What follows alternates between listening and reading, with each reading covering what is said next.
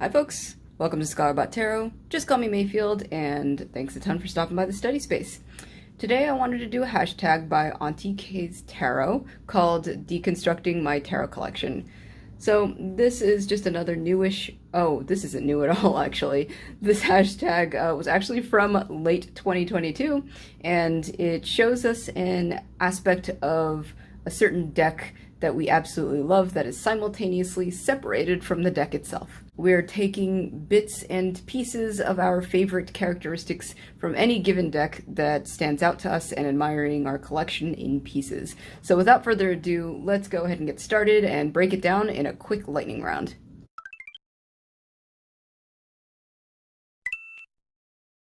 For my favorite chord cards as an entire set, I picked the Cosmovisions Oracle. Now I know that the Cosmovisions, as it says in the title, is an Oracle deck, but I mean it still has largely the same system of as like the RWS, and in place of the court cards, he has these I guess for lack of a better term, archetypes. But at any rate, I mean, who doesn't love a panoramic set of court cards? All 16 of these cards do form an entire image.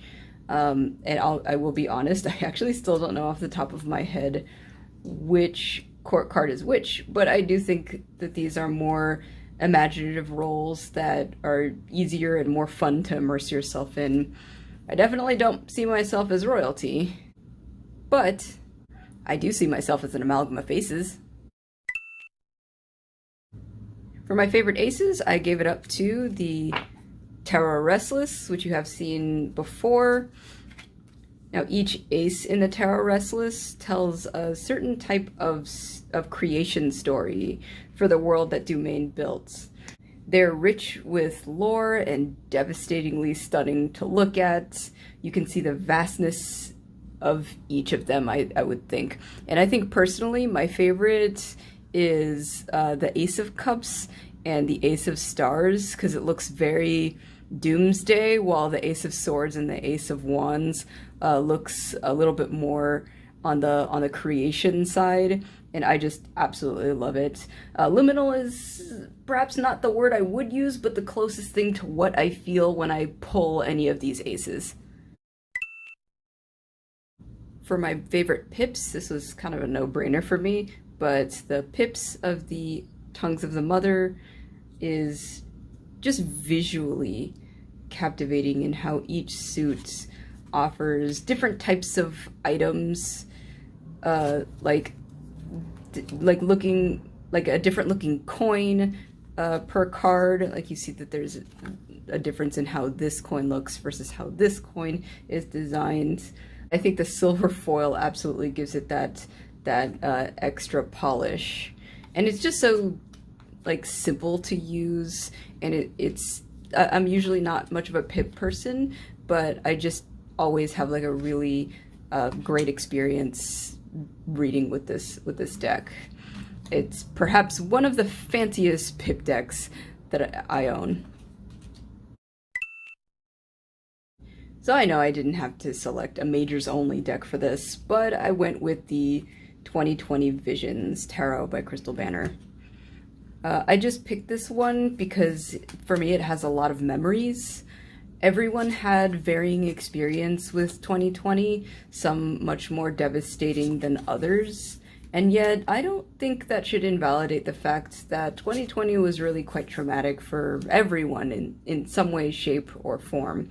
I think Banner's 2020 Visions gives us the opportunities to remember the laughs and the cries that we had at home, alone, or on the internet together. For my favorite tarot card backs, I should probably say that I typically don't read with reversals, but I like the option for aesthetic reasons. So I gave this one to the Yochi Yokai. It has an incredibly serene back art that can be seen in both ways. You can almost visualize the swirl of the clouds as though they were a river. Very calming before you flip over the card to see what spirit you pulled. Now I thought favorite deck container was super interesting. because based off of some of the VRs that I've seen for this tag, I'll of course share them below, it seemed like everyone really seemed to like tins. For me, flaps are my favorite. The Threadbound Oracle is the best because, I mean, the box looks like a book. And you all know how much I like the meta. Okay, so this one was also like a hard one, but I'm gonna give favorite guidebook to the Dust to Onyx. This is the paperback version, which you can purchase separately on Courtney Alexander's site. I had a thoroughly good time reading this from beginning to end, as it chain links the cards together. I will never not appreciate the ability to create that cohesion for I mean, basically for the sake of being beginner friendly. And you can see like all the little tags that I had. So yeah, I had a fun time with this one.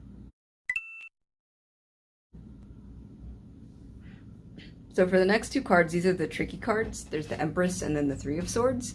Both of them were indeed tricky because these are cards that I typically don't seek out whenever I look for brand new decks. But for the Empress, I had to give it out to the Tarot of the Divine. Many of the folklore that Yoshitani depicts is really too big to accurately and adequately describe in a little white book, but I can't really ignore the emotional tug that it gives me for the decisions Yoshitani makes for some of these cards. Yoshitani depicts the Empress as Our Lady of Guadalupe.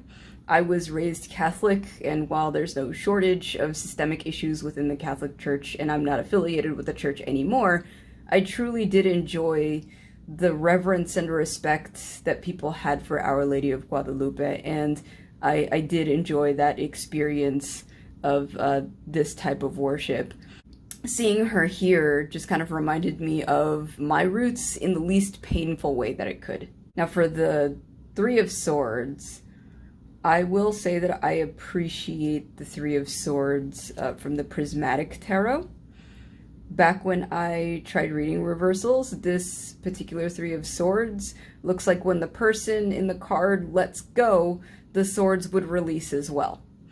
I didn't know until watching Don Michel Tarot that the Three of Swords actually had an alternative meaning, and I do feel that this card embodies that interpretation while still maintaining that RWS imagery. So I'm really more impressed with this card than it is my favorites, because again, like, Empress cards are a major arcana, so big fat duh that I would look at it, just not seek it out. But for Three of Swords, it's definitely just not on my radar most of the time. But this one comes the closest. Now for our final entry, favorite extra card, I decided to give this one to the Prismavisions, 5th edition.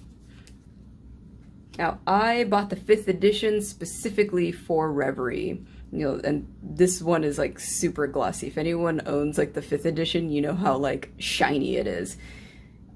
At any rate, we were in the middle of quarantine and a lot of my maladaptive daydreaming resurfaced, causing me to lose several hours each day to do nothing and just dissociate. This card reminds me that I can do something creative with it, so I picked up a pen and started journaling and even writing fanfiction again. I suppose in some ways this card acted as a talisman to encourage me to step out of my head. Alrighty, and that concludes this hashtag. Lay out these cards. Now that was actually a really fun little lightning round. So what did I learn from this hashtag? I think deconstructing anything with your experience in mind brings a lot of nuance to the table. Like, where did that insight come from? I still struggle with court cards, and yet I have an experience with them. The Three of Swords and the Empress aren't really cards that I seek out, although I will have a moment with each. What do I value or like in the anatomy of a tarot deck? I definitely see that I enjoy the meta. I mean, I find the flapped boxes or the aces my favorite core cards, they all require an element of engagement and performance that enhances the experience of a tarot reading.